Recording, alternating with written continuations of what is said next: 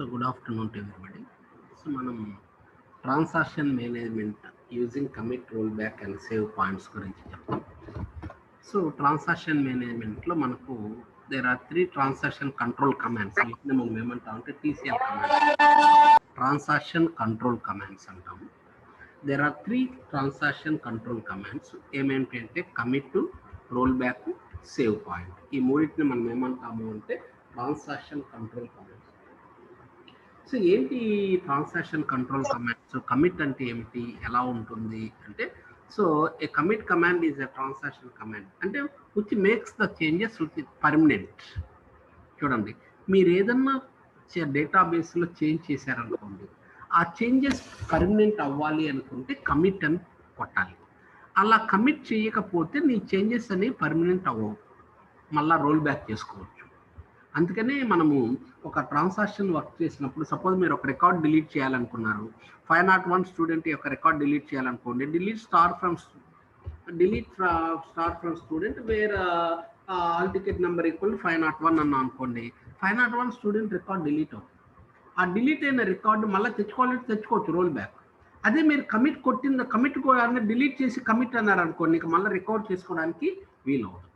To make the changes permanent, మనం చేసిన changes పర్మనెంట్గా ఉండాలి అంటే మనం ఏం చేస్తాము అంటే కమిట్ కమాండ్ ఉపయోగించాలి. ఈ కమిట్ కమాండ్ ద్వారా మనం ఏం చేస్తాము అంటే మనం చేసిన చేంజెస్ అనేవి పర్మనెంట్ చేయటం అనేది జరుగుతుంది. సో ఇది ఒకటి first commit command. Commit command ఏంటంటే టు మేక్ ద చేంజెస్ పర్మనెంట్గా మనం చేసిన చేంజెస్ పర్మనెంట్గా ఉండాలి అంటే కమిట్ కమాండ్ అనేది ఉండాలి మనకు. సో ఇలా మనం ఇప్పుడు ఇలా రాసాము, ఒక రికార్డ్ డిలీట్ చేయాలి, ఎంప్లాయీ 101 రికార్డ్ డిలీట్ చేయాలనుకోండి, delete star from EMP where employee number equal to 101 అని అనుకోండి.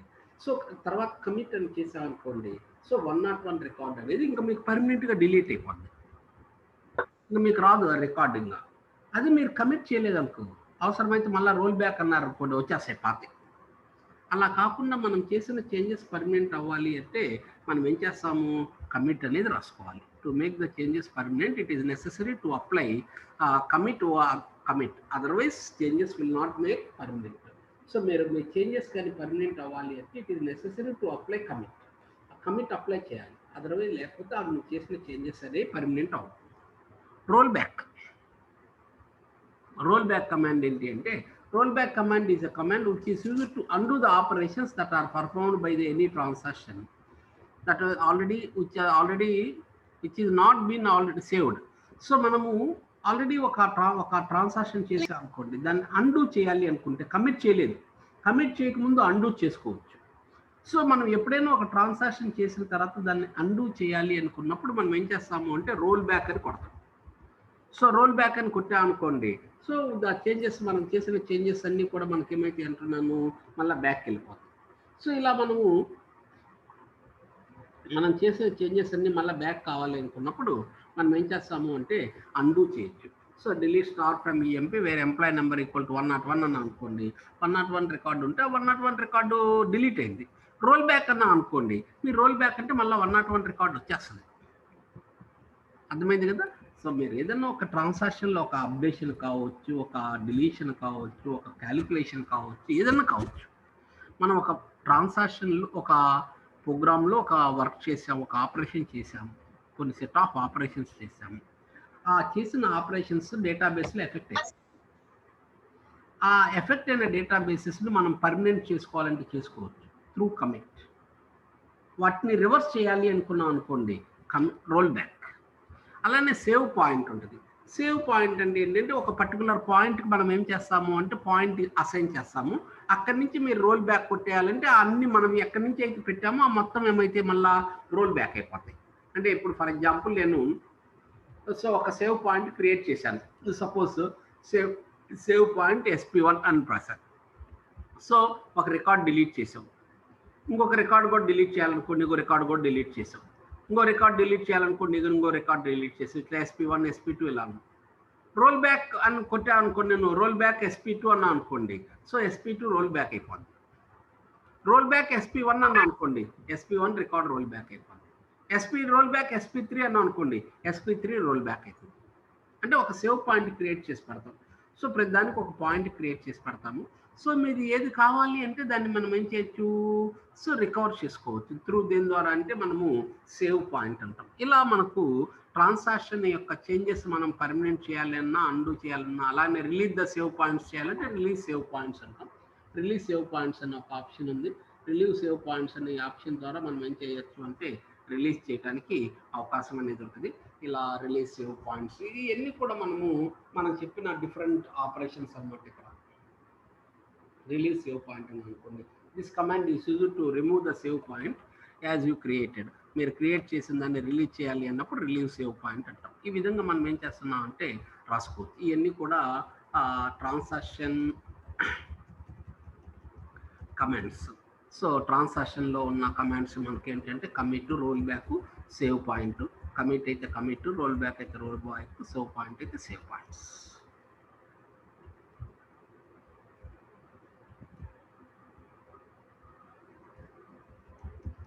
Concurrency control. What is concurrency control? ఇది చాలా ఇంపార్టెంట్. సో కాంకరెన్సీ కంట్రోల్ అంటాం. సో కాంకరెన్సీ కంట్రోల్ ఎలా ఉంటుంది? ఇది చాలా ఇంపార్టెంట్ క్వశ్చన్ అండి. ఎక్స్ప్లెయిన్ కాంకరెన్సీ కంట్రోల్ మెకానిజం అంటాం. కాంకరెన్సీ కంట్రోల్ అంటే ఏమిటి, ఎలా ఇంప్లిమెంట్ చేయాలి అనేదానికి, ఇంప్లిమెంట్ చేయకపోతే ఏమవుతుంది,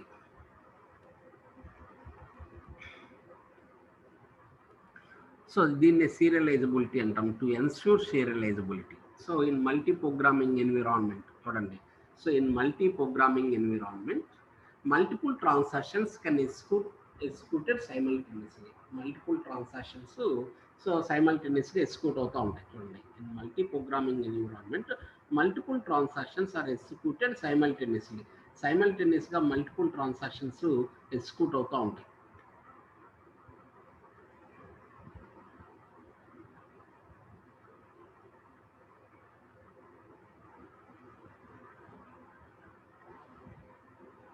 multiple transactions are executed simultaneously ఉంటాయి. సైమల్టేనియస్గా concurrency control is a procedure in DBMS for managing simultaneous operations without conflicting each other. So ఒకదానికి ఎటువంటి ఎఫెక్ట్ లేకుండా కాంకరెన్సీ కంట్రోల్ ఎఫెక్ట్ ఇంప్లిమెంట్ చేయడానికి మనం ఏం చేస్తాము అంటే సో కాంకరెన్సీ కంట్రోల్ అంటాం. Concurrency control is a procedure in DBMS. So ఇది DBMSలో ఒక procedure. Is a procedure in DBMS for managing simultaneous operations without conflicting each other. So ఒకదానికి ఇబ్బంది లేకుండా, కాన్ఫ్లిక్ట్ అవ్వకుండా మనం ఇంప్లిమెంట్ చేయాలి అంటే మల్టీ ప్రోగ్రామింగ్ ఎన్విరాన్మెంట్లో ఒకదానికి ప్రాబ్లం లేకుండా, అంటే మల్టిపుల్ ట్రాన్సాక్షన్స్ సేమ్ డేటాబేస్ మీద ఆపరేషన్ చేస్తుంది, సేమ్ రికార్డ్ మీద ఆపరేట్ చేస్తున్నారు అనుకోండి. సో కాన్ఫ్లిక్ట్ అయితే ప్రాబ్లమ్స్ ఉంటాయి. అంటే సో ఒకే రికార్డ్ని ఇద్దరు యాక్సెస్ చేస్తున్నారు అనుకోండి, మాకు తప్పు డేటా రావడానికి అవకాశం అనేది. It is highly important to maintain the order of execution of these transactions. ఈ ట్రాన్సాక్షన్ ఎగ్జిక్యూషన్ చేంజ్ చేయాలి అంటే మనకు so it's very important to maintain the order of execution of these transactions. So దీనికోసం మనం ఏం చేయాలి అనుకున్నాము, so highly important to maintain order of execution maintain చేయాలి. We use a concurrency control protocol to ensure atomicity, isolation and serializability of the concurrent transactions. And the concurrency control is a concurrency control protocol. It's one protocol which is used to ensure atomicity, properties, acid properties, atomicity, isolation and serializability. And one by one. So why you use అంటే అసలు concurrency control లేకపోతే ఏమవుతుంది? The reasons for concurrency control mechanism in DBMS is to apply isolation through mutual exclusion between the conflicting transactions. So conflicting transactions అంటే mutual exclusion. Mutual exclusion అంటే ఏంటి? When the database which is accessed by multiple ఇది దాన్ని అదంటాం. To resolve read and write conflicts. Read write conflicts problem. To preserve the database consistency through constantly preserving execution of the instructions. The system need to control the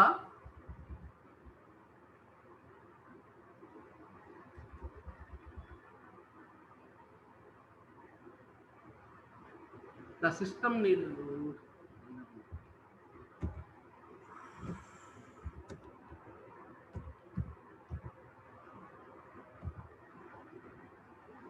The system needs help to control the interaction along with the concurrency control transactions. So ఇది ఒక mechanism ఉంటుంది. Helps to ensure serializability ఒకటి వస్తుంది. So ఏంటి problems అంటే మీరు implement చేయకపోతే concurrency control ఇది అడుగుతారండి, ఇండివిజువల్గా అడుగుతుంటారు. కాంకరెన్సీ కంట్రోల్ కానీ మీరు ఇంప్లిమెంట్ చేయకపోతే మీకు వచ్చే ప్రాబ్లమ్స్ ఏంటి problems? Several problems can be occurred when concurrency controls are executed in uncontrolled manner. So మనము సరిగా కానీ కాంకరెన్సీ కంట్రోల్ ఇంప్లిమెంట్ చేయకపోతే మనకు డిఫరెంట్ ప్రాబ్లమ్స్ రావచ్చు. ఏమేమిటి అంటే 3 రకాల ప్రాబ్లమ్స్. లాస్ట్ అప్డేట్ ప్రాబ్లం, దాన్ని మనం ఏమంటాం అంటే రైట్ ప్రాబ్లం అంటాం. చూడండి, సో కాంకరెన్సీ కంట్రోల్ని మల్టీ ప్రోగ్రామింగ్ ఎన్విరాన్మెంట్లో, మల్టీ ప్రోగ్రామింగ్ అంటే చెప్పాను.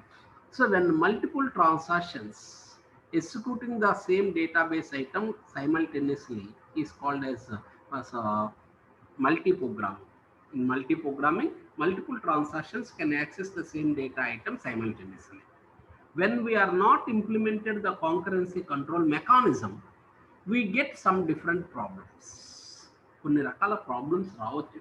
ఇప్పుడు when we are not implementing the concurrency control కానీ మనం సరిగా ఇంప్లిమెంట్ చేయకపోతే మనకు కొన్ని రకాల ప్రాబ్లమ్స్ రావడానికి అవకాశం అనేది ఉంటుంది. ఏమేమిటి అవి అంటే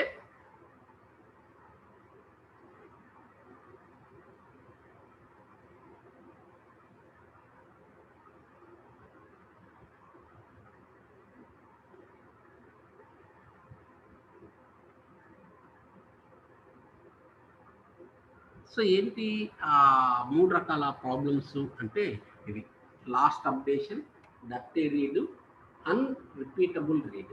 చూడండి, సో కాంకరెన్సీ కంట్రోల్ని మనం సరిగా ఇంప్లిమెంట్ చేయకపోతే మనకు 3 రకాల ప్రాబ్లమ్స్ రావడానికి అవకాశం అనేది ఉంటుంది. ఏమేమిటి ఆ 3 రకాల ప్రాబ్లమ్స్ అంటే లాస్ట్ అప్డేట్, రైట్ ప్రాబ్లం అంటాం, డర్టీ రీడ్ ప్రాబ్లం, అన్రిపీటబుల్ రీడ్. అది ఈ 3 ప్రాబ్లమ్స్ ఉంటాయి. లాస్ట్ అప్డేషన్ ప్రాబ్లం ఏంటి? When 2 transactions updating the same database item at the same time, in this case one transaction updation will be lost. చూడండి, ఇక్కడ జాగ్రత్తగా చూడండి. When 2 transactions updating the same database item at some time, so 2 transactions ఒక database ఐటమ్ని update చేస్తున్నప్పుడు so we can last the 1 updation. ఆ updation last అవుతుంది. దీన్నే మనం ఏమంటాము అంటే రైట్ ప్రాబ్లం అంటాం. If 2 transactions X and Y read the record until updated. So ఇక్కడ చూడండి, దీనికి క్లియర్గా చెప్పాం. At time, so suppose transaction X, transaction Y ఉందండి.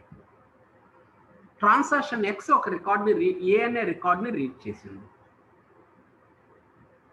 టైం T3లో ట్రాన్సాక్షన్ Y కూడా ఏ అనే రికార్డ్ని రీడ్ చేశారు. సో అప్పుడు ట్రాన్సాక్షన్ Xకి ఏ వాల్యూ ఎంత వస్తుంది? సపోజ్ ఇనిషియల్గా ఏ వాల్యూ వచ్చేసి ఒక 0 ఉందనుకున్నాం అనుకోండి, లేక ఒక 5 ఉందనుకున్నాం, ఒక 10 ఉందనుకున్నాం.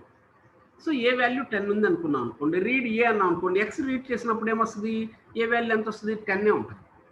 Y కూడా రీడ్ చేసినప్పుడు ఎంత వస్తుంది? 10 ఉంటుంది. అప్డేట్ A = A + 5 50 అన్న అనుకోండి. సో 5 యాక్చువల్గా 10 ఉంది కదా, 10 + 5 ఎంత? 50 ఎంత? 60 అవుతుంది. మళ్ళీ అప్డేట్ A = A + 100 అని అనుకోండి. సో ఇక్కడ కూడా 10 ఉంటుంది. 10 + 100 110 ఉంటుంది. అంటే చివరికి ఎంత వస్తుంది అంటే Aలో 110 ఉంటుంది. ఫస్ట్ ఆ 50 పోతుంది. అంటే ఒక అప్డేషన్ పోయింది, ఒక అప్డేషన్ మాత్రమే ఉంది ఇక్కడ. చూడండి, X ట్రాన్సాక్షన్ అప్డేట్ చేస్తుంది, Y ట్రాన్సాక్షన్ అప్డేట్ చేస్తుంది. అయితే ఇక్కడ ఉన్న ప్రాబ్లం ఏంటంటే ఒకదాని తర్వాత ఒకటి ఇంప్లిమెంట్ చేయాలి, కానీ 2 డేటాబేస్ ఐటమ్స్ని ఒకేసారి, అంటే 2 ట్రాన్సాక్షన్స్ సేమ్ డేటాబేస్ ఐటమ్ని ఒకేసారి యాక్సెస్ చేయటం వల్ల మనం ఏం చేస్తామంటున్నాను? లాస్ట్ అప్డేషన్, ఒక అప్డేషన్ లాస్ అవుతాం మనం.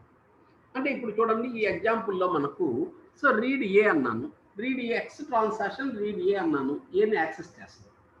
అలానే Y ట్రాన్సాక్షన్ రీడ్ ఏ అన్నాం, Y కూడా రీడ్ చేస్తున్నాం. అప్డేట్ A = A + 50 అన్నాను, update A equal to A plus 50 అన్నప్పుడు మనకి ఏమవుతుంది, ఏ వాల్యూ ఎంత 50, 50 ప్లస్ 10 కలిపితే ఎంత 60.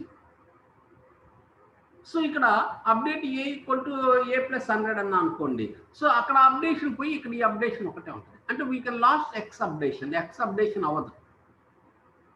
సో ఈ కాన్సెప్ట్ని మనం ఏమంటున్నాము అంటే, so at time update X is lost అంటే చూడండి T5కి వచ్చేవరకు ఎక్స్ అప్డేషన్ లాస్ట్ అయిపోయింది and Y overwrites its, Y అనేది ఏమవుతుంది ఓవర్ రైట్ చేసాం.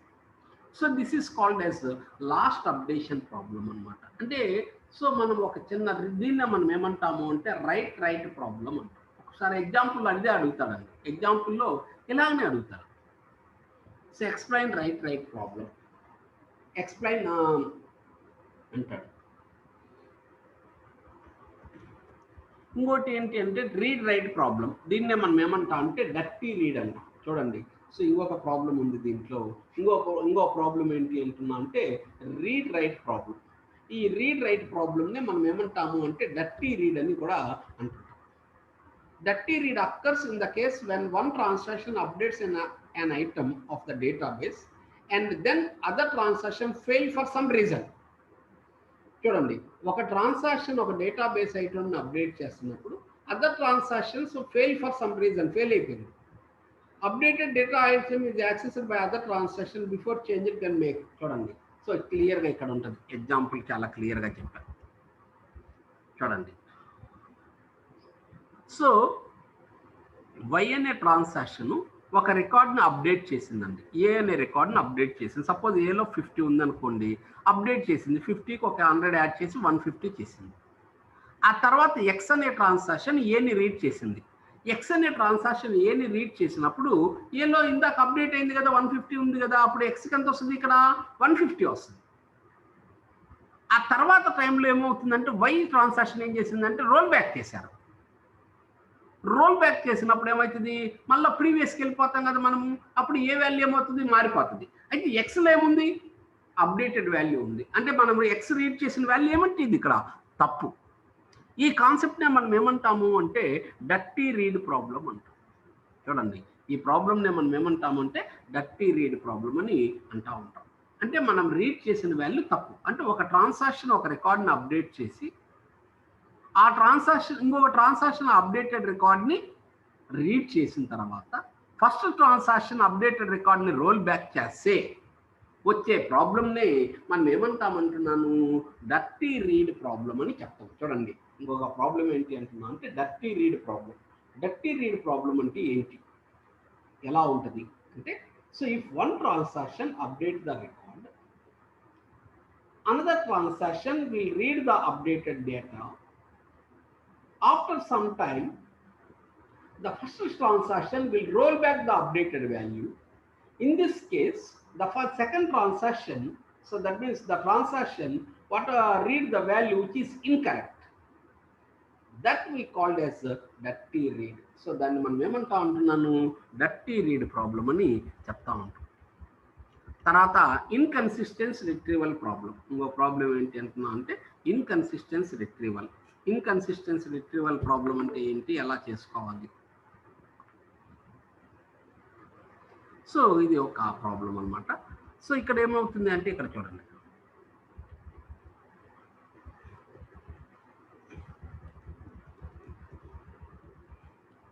ఇన్కన్సిస్టెన్స్ retrieval problem is also known as unrepeatable read. అంటే సో అన్రిపీటబుల్ రీడ్ అవుతూ ఉంటుంది. When a transaction calculates some summary of the function over the set of data, while other transactions are updating the data. ఒక transaction డేటాను calculate చేస్తున్నప్పుడు ఇంకోటి అంటే update చేస్తున్నప్పుడు ఇంకోటి రీడ్ చేసాం అనుకోండి, ఇలాంటప్పుడు ప్రాబ్లం అవుతూ ఉంటుంది. అంటే ఒకటి అప్డేట్ చేస్తుంటుంది, ఇంకోటి రీడ్ చేస్తుంది, అప్డేట్ చేస్తుంటే రీడ్ చేస్తుంది. సచ్ ఎ ప్రాబ్లమ్ ఈ కాల్డ్ యాజ్ ఇన్కన్సిస్టెన్స్ రిట్రీవల్ ప్రాబ్లం. దాన్నే మనం ఏమంటామంటే ఇన్కన్సిస్టెన్స్ రిట్రీవల్ ప్రాబ్లం అంటాం. చూడండి సో ఫస్ట్ ఏమవుతుంది, ఎక్స్ ట్రాన్సాక్షన్ అకౌంట్ 1 యాక్సెస్ చేసింది, బ్యాలెన్స్ కూడా రీడ్ చేసింది, తర్వాత దానికి 250 యాడ్ చేసింది, తర్వాత రీడ్ బ్యాలెన్స్ ఆఫ్ అకౌంట్ 3కి బ్యాలెన్స్ వై ట్రాన్సాక్షన్ చేసింది, తర్వాత దానికి అప్డేట్ చేసింది, మళ్ళీ రీడ్ బ్యాలెన్స్ 1 అన్నాం. ఫస్ట్ అకౌంట్ 1 యాడ్ చేసింది, రీడ్ చేసింది, దాన్ని కూడా అప్డేట్ చేసింది. సో ఇక్కడ కమిట్ కొట్టేశారు. కమిట్ కొడితే ఆ కమిట్ ఎప్పుడైతే మనం చేసామో, సో ఇక్కడ రీడ్ బ్యాలెన్స్ అన్నాం అనుకోండి, సో అన్రిపీటబుల్ అవుతుంది. అంటే ఇక్కడ X is doing some of all the balance transactions, Y is transferring some amount. So ఈ ప్రాబ్లమ్ను మనం ఏమంటాము అంటే, సో కాంకరెన్సీ కంట్రోల్ అంటాం. దీన్ని మనం serializability is implemented. Serializability is the process of executing all the operations sequentially. So అది కూడా ఒకసారి అట్లా కూడా అడుగుతారమ్మా, అది కూడా చెప్దాం రేపు క్లాస్లో. సో ఎక్స్ప్లెయిన్ సీరియలైజబిలిటీ అని అడుగుతుంటారు. అంటే so when we are executing all the instructions one by one, that's we called as serializability. So interleaved transactions will get the problems. Whenever we are using interleaved transactions లో ఉన్నప్పుడు ఈ problems రావడానికి అవకాశం అనేది ఉంటుంది. ఇవన్నీ కూడా కాంకరెన్సీ కంట్రోల్లో ఉండే ప్రాబ్లమ్స్. అంటే in order to implement the concepts we use concurrency control mechanism. Concurrency control mechanism ఉంటుంది. ఈ కాంకరెన్సీ కంట్రోల్ మెకానిజం ద్వారా ఎలా చేస్తాం, ఒక్క నిమిషం. సిలబస్లో